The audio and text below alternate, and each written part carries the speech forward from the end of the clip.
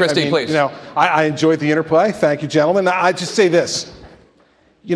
First off, New Jersey is the first state in the nation that now says if you are a nonviolent, non-dealing drug user, that you don't go to jail for your first offense. You go to mandatory treatment.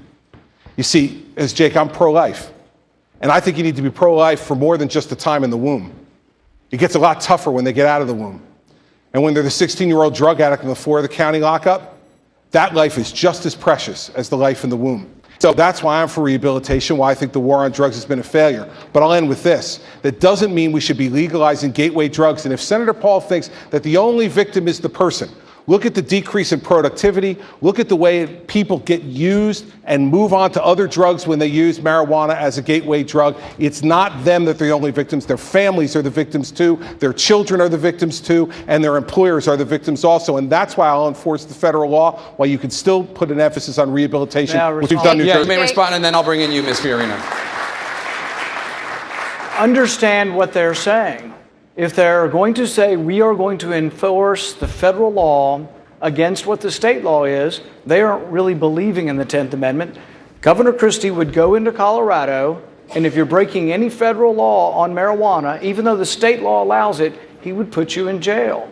If a young mother is trying to give her child cannabis oil for medical marijuana for seizure treatment, he would put her in jail if it violates federal law. I would let Colorado do what the 10th Amendment says. This power, we were never intended to have crime dealing at the federal level. Crime was supposed to be left to the states. Colorado's made their decision, and I don't want the federal government interfering and putting moms in jail who are simply trying to get medicine for their kid. And Senator Paul knows that that's simply not the truth.